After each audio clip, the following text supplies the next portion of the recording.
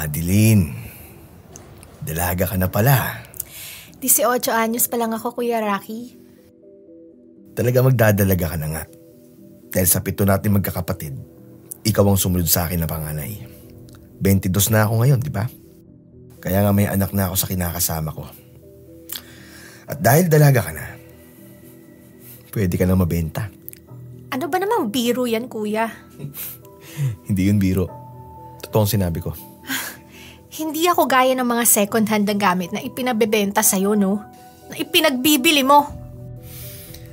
Sa hirap ng pamilya natin, kailangan talagang dumiskarte tayo. Kaya nga kahit nga nakaw ang binibenta ko, basta kumita lang ako. Tao ako, Kuya. Bakit? Hindi ba tao nag-GRO at pick-up girl na nagbebenta ng kanilang sarili?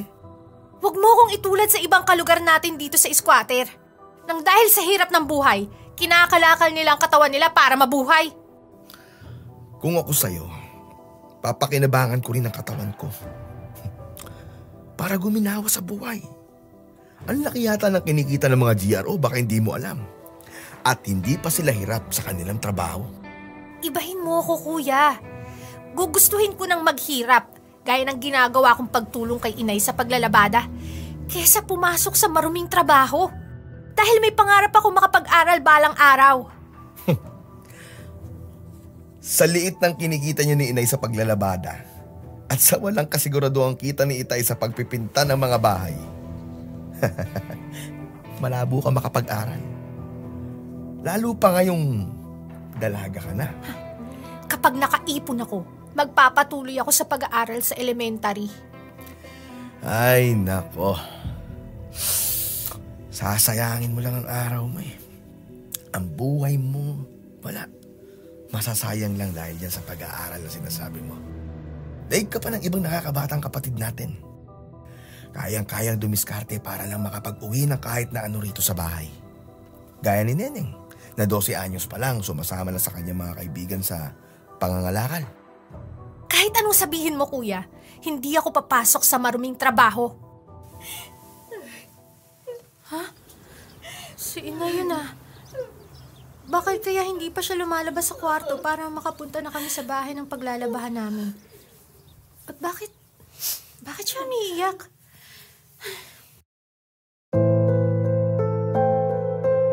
Ano, Taling? Namamanhid ang mga kamay mo? Oo, Ading. At nagpapawis, nanginginig pa. Nananakit yung mga kamay ko. Kaya napaiyak ako. Paano ka ba? Ewan ko. Pero siguro napasma ako. Bakit ka mapapasma? Kasi bukod sa paglalabada, may extra din ako ng pabamalansya. Nakasama siguro yun sa akin. Madalas naglalaba pa rin ako kahit katatapos ko lang na mamalansya Ay, nako. Hindi mo iniingatan yung sarili mo. Naghahabol kasi akong madagdagan ng kita ko, Ading. Alam mo namang walang kasiguruhan ang trabaho ko. Bihira na ngang nagpapapinta sa akin ng bahay. Kung minsan nasusulot pa ako sa kontrata ko. Nahihirapan na nga akong maglabada kapag ganitong may problema ang mga kamay ko. Naghihirap na nga tayo. Lalo pa tayong magkakahirap-hirap kapag hindi ka nakatulong sa akin sa paghahanap buhay. Anong magagawa ko? Gusto ko bang magkasakit? Ay...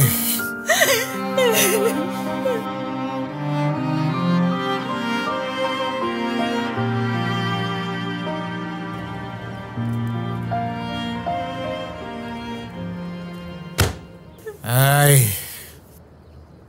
Itay, kalma ka lang. Baka masira yung lamesa rito sa harap ng bahay. Yan pa naman kami nagiinuman ng barkada ko kapag may okasyon tayo. Kung hindi ako nagtitimpi, Rocky, baka kung anong mahampas ko sa inis ko sa inay mo. Kaya nga, lumabas muna ako ng bahay. Narinig ko ang problema ni inay kaya hindi mo na siya makakapaglabada. Maglalabada rin daw siya kapag gumaling na ang pamamanhid ng kamay niya. Pero kailan pa yun? Paano? Ilang araw tayong hindi kakain? Huwag mong problemahin yung itay. Kahit ilang araw hindi makapaglabada si inay, hindi tayo magugutom. Pero bakit? May inaasahan ka bang kikitain sa pagbebenta mo ng kung ano-ano? Wala. Saan tayo kukuha ng makakain? Kursunada si Adeline ng isa kong katropang mapera. Mabuti kung makautang ka sa kabarkada mo. Hindi po ako mangungutang. Paano? Huwag ka na magtanong, Tay. Basta akong bahalang dumiskarte. At sinisiguro ko sa'yo, kahit hindi tayo kumayod, hindi tayo magugutom. Hindi ko alam kung ano ang laman ng utak mo, Rocky. Huwag niyo na lang po akong kontrahin. Sige. Pero tiwala ako sa'yo. Kaya bahala ka. Alam ko naman po na papayag din kayo eh. Dahil ako ang paborito mo sa lahat ng mga anak mo. Sige. Gawin mo na ang gusto mo. At wala kang magiging problema sa akin. Basta lang huwag mamatay sa gutom ang pamilya natin. Ayos.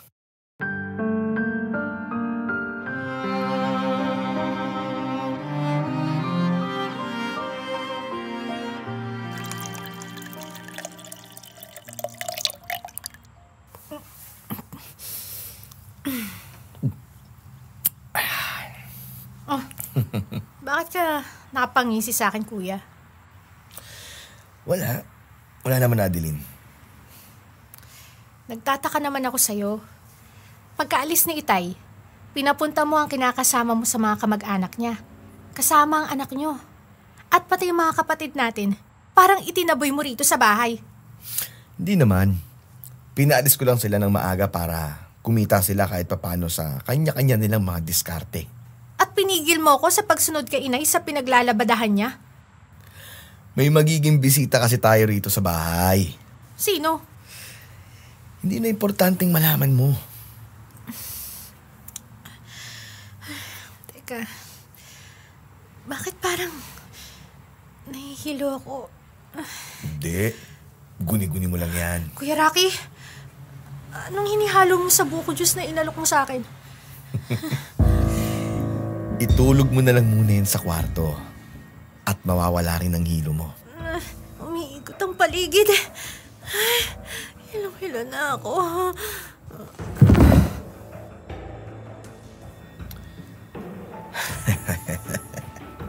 Ayos. Ngayon nakatulog ka na. Ngayon wala ka ng malay, Adeline. Magtatrabaho ka na sa trabahong inaalok ko sa'yo. Sa ayaw at sa gusto mo.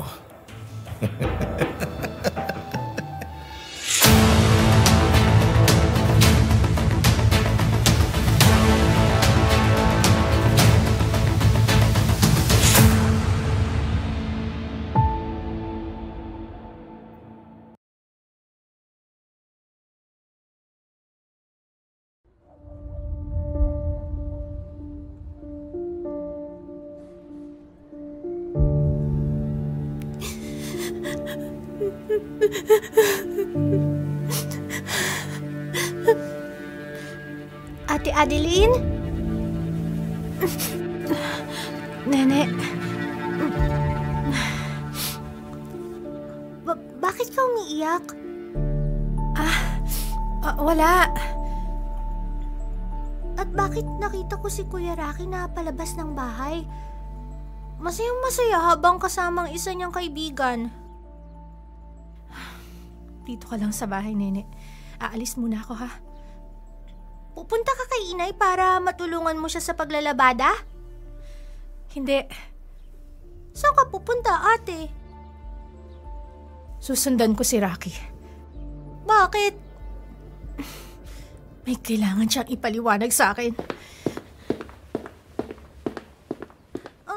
Bakit parang galit ka, ate? Ate Adeline!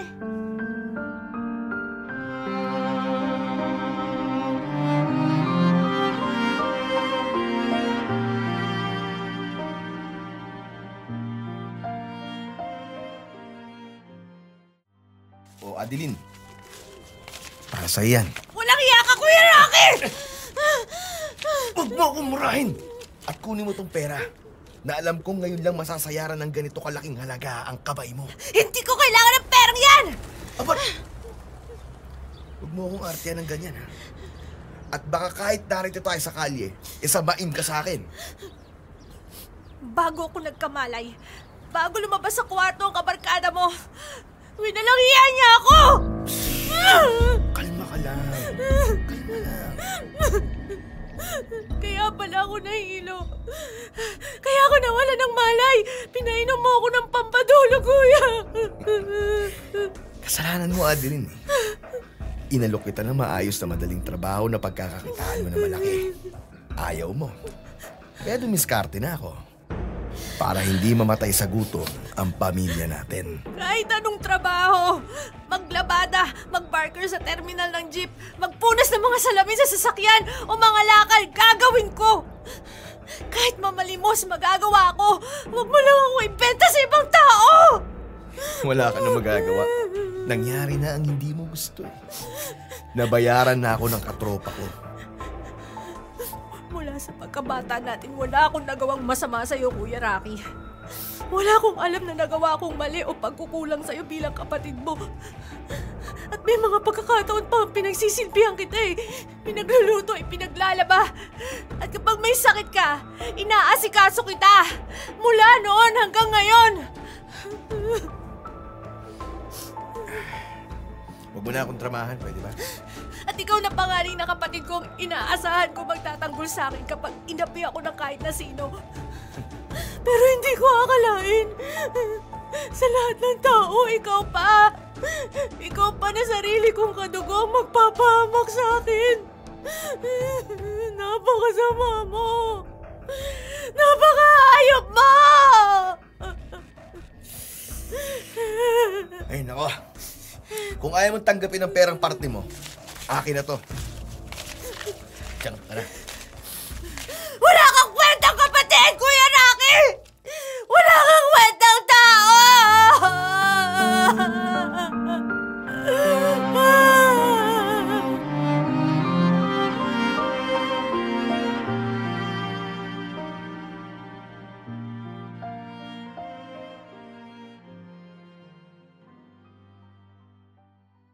Adeline, ano ba nangyayari sa iyo? Wala po, Inay. Ilang araw ko nang napapansin. Madalas kang walang kibo. Nakatingin ka pa sa malayo. Anak, parang may malalim kang iniisip. Parang maiiyak ka pa. Huwag niyo po akong alalahanin. Hindi ka na rin naglalalabas ng bahay. Dati kapag hindi tayo naglalabada, nakikipagkwentuhan ka sa mga kapitbahay natin, doon sa mga kaibigan mo. Pero ngayon, madalas nagkukulong ka na lamang dito sa kwarto. Pati sa mga kapatid mo, hindi ka na rin nakikihalubilo. Iwan niyo po muna ako, Inay. Hindi mo na rin nababanggit sa akin ang pangarap mong makapag-aral at makapagtapos kahit ng kursong bokasyonal. Ayoko na pong mangarap. Adeline. Wala na pong pag-asang gumanda pa ang buhay ko, Inay. Anak. Wala na po.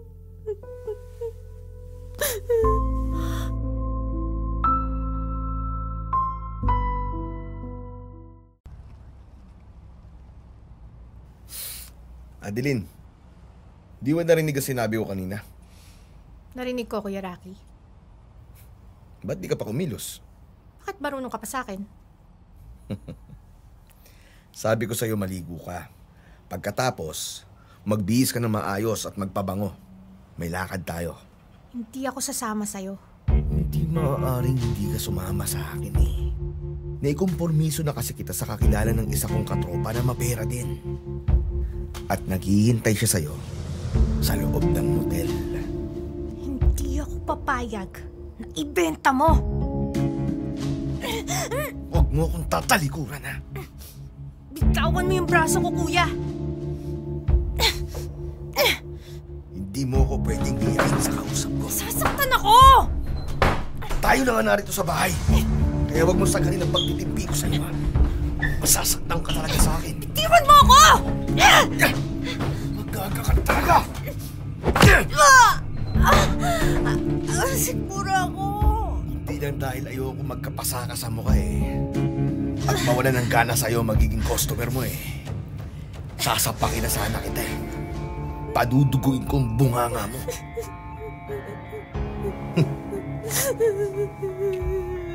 Kabisado mo ako. Kapag naburyong ako, wala akong sinisino.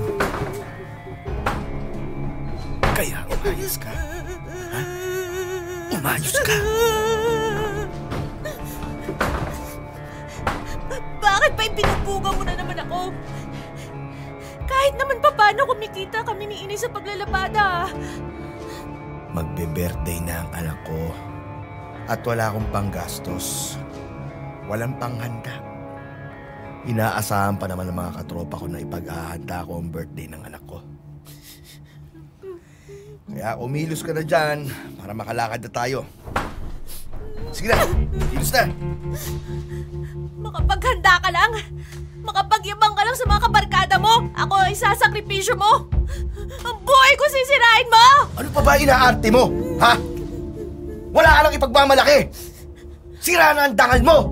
Sira na ang buhay mo. Kaya wala kang pinakamabuting dapat gawin kundi pagpatuloy ang trabahong madali na. Easy money pa. Kuya Rocky, nag-aaway ba kayo ni Ate Adeline? Hindi. Hindi kami nag-aaway, Nene. Bakit umiiyak si ate? May pinag-uusapan lang kami. Kaya mamaya ka na umuwi, ha? Magbalik ka uli sa pangangalakal mo para makapag-usap kaming mabuti. Sige na. Pero kuya... Sundin mo na lang kung ayaw mong maasar ako sa'yo at paluin kita. Sige na. Oo, kuya. Mangangalakal uli ako. Pati kapatid natin sasaktan mo. Masunod lang ang gusto mo. Alam ko naman na malapit ka kay Nene. Mahal na mahal mo siya. Wala kang awa.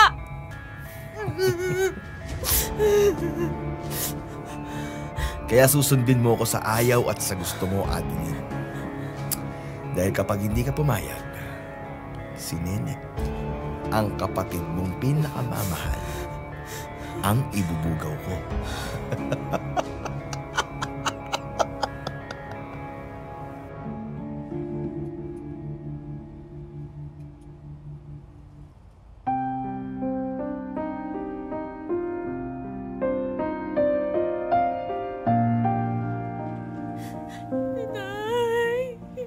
Napakawalang ni Kuya Rocky. Napakahayop niya. Pati ang kapatid namin 12 anyos pa lang, pati si Nene, ibubugaw niya. Magkapera lang siya. Kaya napilitan akong pumayag sa gusto niya. Naiintindihan kita, Adel. Nagsumbong na po ako sa inyo dahil hindi ko na po kaya sigmurain ang karumal-dumal na ginagawa sa akin ng pangalan niyo, anak. Naiintindihan kita, anak. Yan lang po ba ang sasabihin niyo, Inay? Hindi man lang ba kayo magugulat? Hindi naman lang po ba kayo magagalit? Dahil hindi lang po mga second hand na gamit at mga nakaw. Pati po ako ipinenta ni Kuya. Ilang beses niya po akong ibinugaw.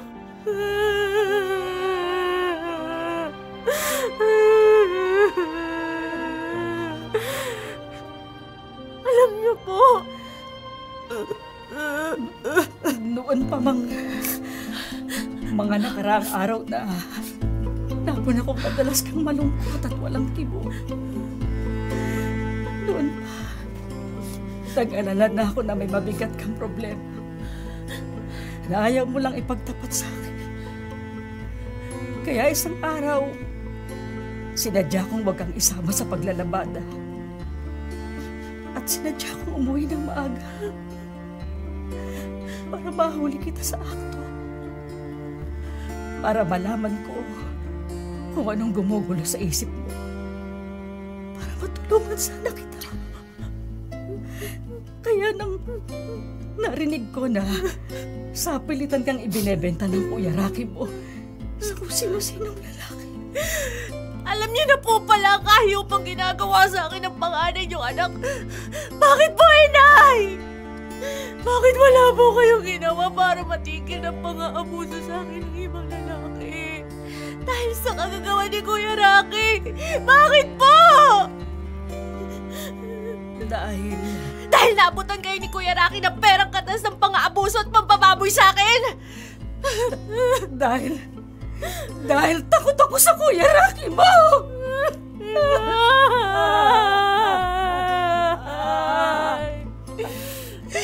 Kabisado ko ugali ng panganay ng kapatid mo.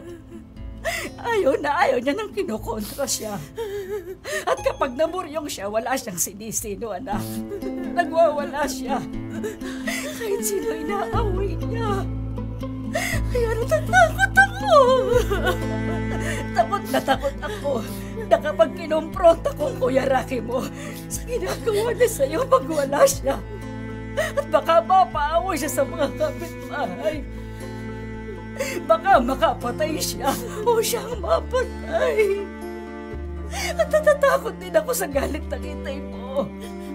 Dahil paborito niya sa lahat ng mga anak niya ang Kuya Rocky mo. Naiintindihan mo ba ako, Adeline? Anak!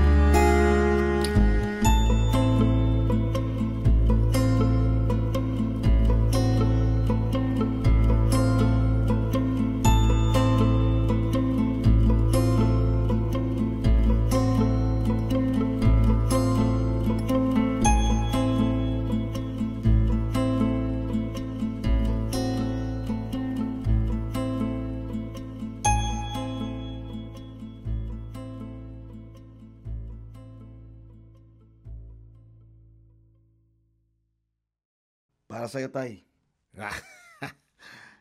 Sakto tong abot mo sa akin, Rocky. Hindi pa kasi ako kumikita eh. Dahil hindi pa ako pinasasabihan nung kausap kong magpapapinta raw ng bahay. Alam niyo naman ako, Tay eh. Basta kumita ako, maaanggihan ka ng grasya. Kaya nga ikaw ang paborito ko sa lahat ng mga anak ko. Marunong ka tumanaw ng utang na loob sa magulang mo. Tay, hindi mo ba itatanong kung saan ako kumita? Nako, di na. Yan ang gusto ko sa'yo, Tay. Hindi importante sa akin kung papaano ka kumita. Dapat lang. Ang importante, basta kumita ka, naabutan mo ako. Kamag-alala, Tay. Hindi ka majijeta sa akin. Dahil may palabigasan ako. May palabigasan ka? Gusto niyo malaman? O ano? Hindi ano, Tay. Sino? Sino yung palabigasan mo? Sino pa? Di si Adeline.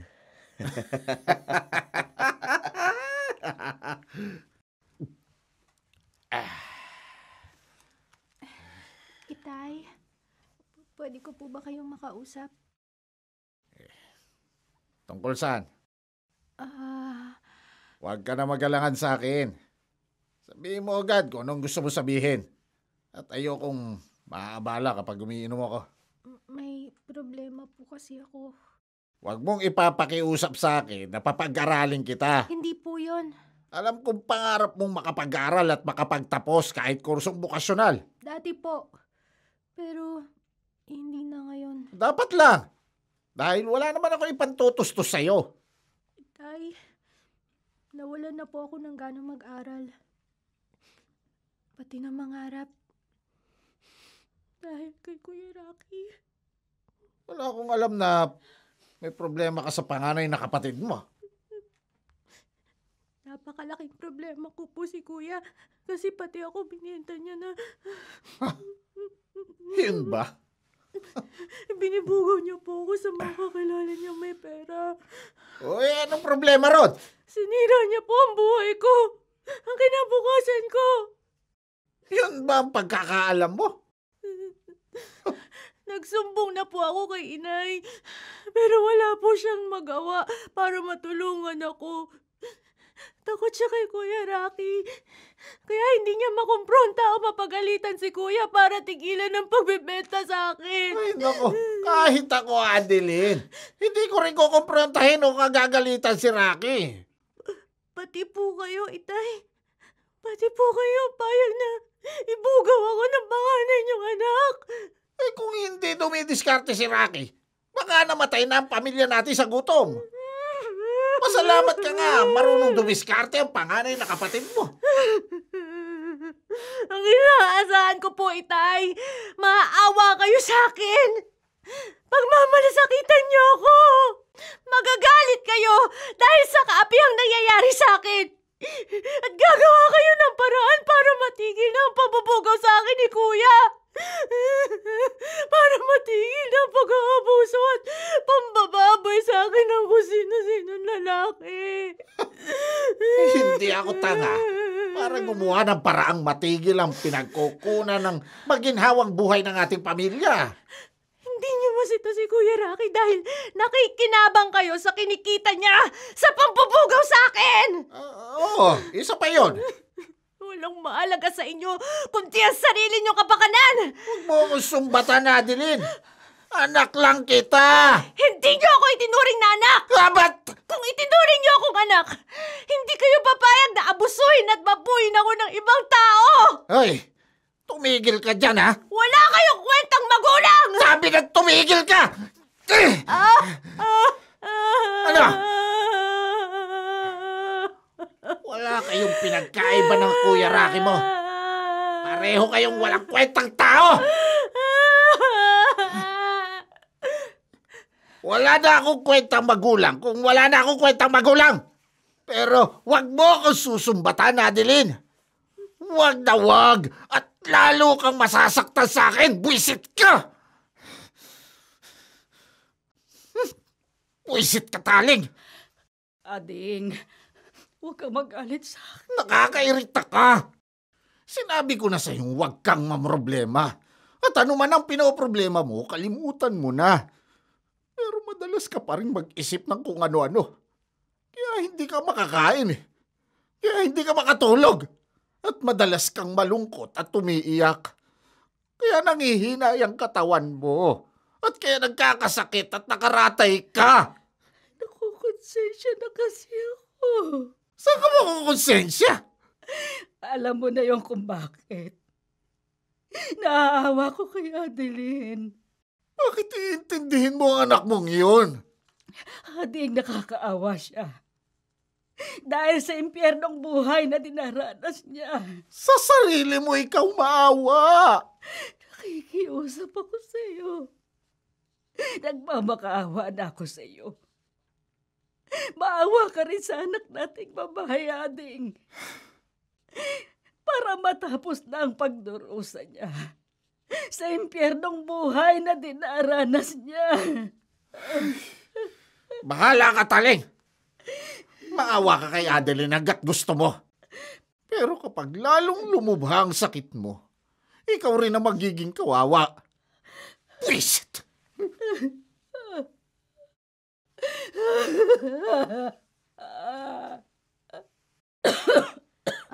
Uminom po kayo ng gamot, inay. Adeline, May masakit po ba sa inyo? nakukonsensya na ako, anak. Ay, wag po kung ano-anong iniisip at inaalala nyo. Hindi mo ako sinisisi. Hindi mo ako sinusumbatan. Sa kabila ng aking malaking pagkukulang sa iyo bilang yung magulang. Ang isipin nyo po, magpagaling agad kayo sa sakit nyo, inay. At hindi ka na rin umiiyak, anak. Dahil alam mo, kahit humagulgul ka, wala rin ako may tutulong sa iyo. Para matapos ang impyernong buhay na dinaranas mo, anak. Dahil sa kagagawa ng panganay mong kapatid. Wala akong magawa para tulungan ka. Dahil mahina ako at walang silbing ina. Paiinumin ko na po kayo ng gamot. Anak, napakalaki at napakarami ng mga pagkukulang ko sa iyo, anak. Pero sa kabila ng lahat na nakasakit ako sa iyo, ikaw pa rin ang unang nagmalasakit at nag-asikaso sa akin. Sa inyong magkakapatid, ikaw ang walang sawang nagpupuyat at nagbabantay sa akin sa gabi. Matyagang nagpapainom sa akin ng gamot sa tamang oras. Kahit hindi ako magulang na karapat-dapat mo kasi kasuhin. Pagmalasakitan at mahalin. Inay. Anak, kung sakaling pababayaan mo ako, maiintindihan kita. Hindi ko po kayo maaatim na pabayaan, Inay. Napakabuti mo, Adeline, anak. At dahil sa kabutihan mo sa akin, sa kabila ng lahat ng mga pagkukulang ko sa iyo, anak, nakukonsensya ako. Hindi ako karapat-dapat sa lahat ng pagmamalasakit mo at pagmamahal sa isang magulang na katulad ko. Sana, anak, sana mapatawad mo ang nanay. Mapatawad mo ako. Naaawa ko, hindi sa sarili ko. Naaawa ko. Awang-awa ko kay Inay.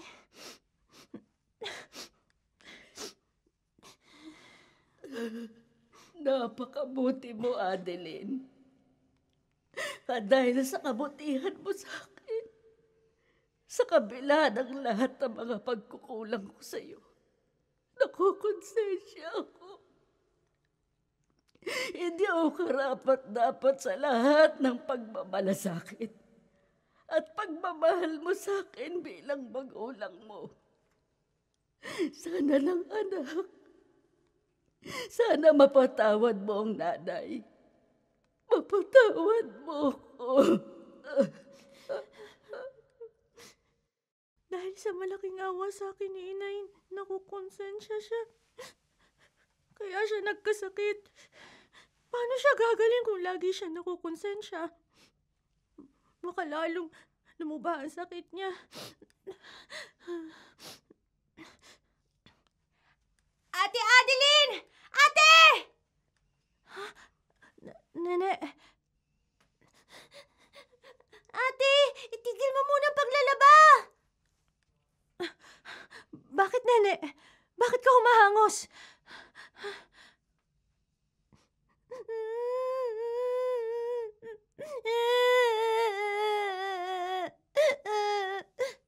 Oh, bakit ka umiiyak? Ate, nagpunta ako rito sa kapitbahay nating pinaglalabahan mo kasi si Inay... Ano nangyari kay Inay? Akala ko natutulog lang siya kanina. Paglapit ko sa higaan niya, nakadilat siya. Pero hindi na siya humihinga. Ano? Ate, patay na si Inay!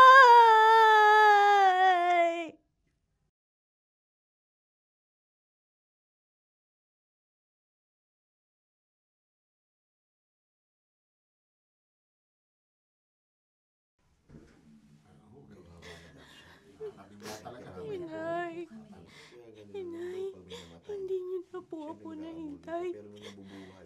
Pero kahit hindi ko po nasabi sa inyo nung nabubuhay pa kayo, Sa kabila po ng lahat ng pagkukulang niyo sa akin bilang magulang, naiintindihan ko po kayo. Wala po akong sama ng loob sa inyo at pinapatawad ko na po kayo. Tahimik na po kayo, Inay. Hindi na po kayo makukonsensya. Hindi na po kayo maghihirap. Pero ako, hindi ko po alam kung hanggang kailan magpapatuloy ang impyerno pinagdadaanan ko. Hindi ko po alam kung hanggang kailan matatapos ang lalong pagkasira ng buhay ko. Hindi ko po alam.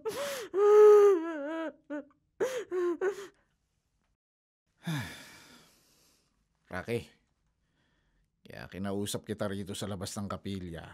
Kahit may mga nakikipaglamay sa burol ng inay mo, kakaunti ang nalikom na abuloy sa kanya. Huwag mong problemahin yan, Tay. Bakit hindi ako mamumblema? Libre nga ang kabaon ng inay mo galing sa kapitan ng barangay. At wala rin tayong babayaran dito sa kapilya na pinagbuburulan sa kanyang bangkay. Pero malaking halaga ang ibabayad dati sa sementeryo. Kahit libingang apartment lang ang paglilibingan sa inay mo. Ipaubayan niyo po sa akin ang lahat, Tay. Ako hindi diskarte. Asahan ko yan, ha? May iraraos natin lahat ng gasto sa pagpapalibing kay inay. Dahil kay Adeline. Hindi, kuya! Hindi! Ayoko na! Hindi ka makakatanggi, Adeline. Kikilos ako! Makikiusap at magmamakaawa ko kahit kanino. Kung kailangan lalapit ako sa mga politiko. Kahit magbahay-bahay ako o lumuhod sa pakikiusap at magmakaawa sa ibang tao, gagawin ko!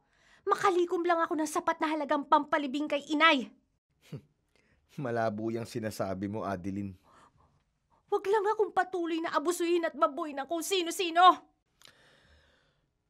Ang sigurado, malaki ang ibabayad sa'yo ng kakilala ng katropa ko. Mayaman yun. Kaya sinama na kita rito sa bahay. Sige na, naligo ka na. Magbihis ka at magpabango para maihatid na kita sa magiging customer mo. Pero Kuya Rocky! Hindi tayo magtatalo, Adeline. Mamili ka. Papayag kang ibenta kita sa magiging customer mo? O masasaktan ka na naman sa akin? Sagot! Papayag na ako, kuya. Papayag na ako sa gusto mo. Good. Oh, bakit ka umiiyak? Wala po. Pumayag kang mag-check-in tayo rito sa motel. At pagpasok natin dito sa kwarto, kusa kang nagubad. Pero umiiyak ka. Gawin niyo na po ang lahat ng gusto niyo sa akin para masulit ang ibabayad niyo. Labag sa loob mo ang trabaho mo? Labag na labag po sa loob ko na magbenta ng sarili ko. Pero wala po akong magawa. Babae po akong mahina. Kapag tumanggi po ako sa pambubugaw sa akin ng sarili kong kuya, sasaktan niya ako. At ang lalong hindi ko mapapayagang mangyari kapag tumanggi ako, ang nakababatang kapatid kong babae ang ibebenta niya.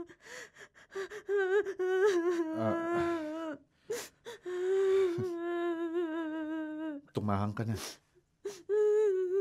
Sige, magbihis ka na rin. Po. Magbabayad ako sa naging kasunduan namin ng kapatid mo pala yun. Pero hindi ko nasisingilin ng kapalit ng perang ibabayad ko. Hindi na. Mang Simeon, nakakahiya po sa inyo. Huwag kang mahiya sa akin, Adeline. Tinawagan niyo po ako. Nakipagkita kayo sa akin at inabutan niyo po ako ng malaking halaga. Isinama niyo pa ako sa mamahaling restaurant na ito. Malaki na po ang nagagastos niyo sa akin. Pero wala po akong naging serbisyo sa inyo. Alam mo kung bakit? Masaya ako na natutulungan kita. At nagpapasalamat ako na ikipagkita ka sa akin. Kahit Hindi alam ng Kuya Rocky mo. Dahil naawa po kayo sa akin? noong una pa lang kitang makita, nang malaman kong labag sa loob mo ang maruming trabaho, hindi awa ang naramdaman ko sa iyo, Adeline, kundi pagmamahal. Mang Simeon? 50 anyos na ako. Matagal ng biyudo at walang anak. At dati wala na akong balak na mag-asawa uli. Pero bubuo uli ako ng bagong pamilya. Kung bibigyan mo ko ng pagkakataon. Mang Simeon? Oh, bakit ka napaiyak? Kasi po, sa unang pagkakataon, may nagmahal sa akin. Sa lahat ng oras, patutunayan ko na tunay at tapat ang pagmamahal ko sa iyo, Adeline. Pumayag ka lang. Ano? Papakasal tayo? Kaya pala ang lakas ng loob mong tumanggi sa gusto ko at pumalag ka, ha? May pinagmamalaki ka na pala. Ano, Adeline? Hindi ako nagmamalaki, Kuya Rocky. Pero kapag sinaktan mo uli ako, kakasuhan kita! Hindi ako natatakot sa'yo, oy. At kahit sa gurang na biyudo na pakakasalan mo. Napakalaki ng atraso. Napakarami ng kasalanan mo sa akin, Kuya Rocky. Sinira mo ang dangal ko, ang buhay ko at kinabukasan ko. At lahat ng yun, pagbabayaran mo! Sino tatakutin mo, ha? Hindi kita tinatakot. Kailangan managot ka sa lahat ng atraso mo sa akin para matigil na, para hindi mo na magawa sa ibang impyernong buhay na ipinaranas mo sa akin. Sige! Kasuhan mo ko. Akala mo ba may maniniwala sa'yo? Wala, Adeline. Walang maniniwala sa'yo. Dahil wala ka namang ebidensya na ibinugaw kita eh. Kahit pa totoong paulit-ulit kitang binenta sa kung sino-sinong lalaki. Wala. Wala kang ebidensya laban sa akin kaya hindi mo ko maipapakulong.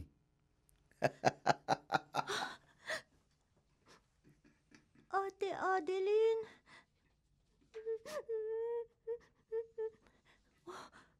Bakit ka umiiyak, Nene? Narinig ko po yung pag-uusap niyo ni Kuya Rocky kaya naawa. Awang-awa po ako sa inyo. Nene. At galit! Galit na galit ako kay Kuya Rocky!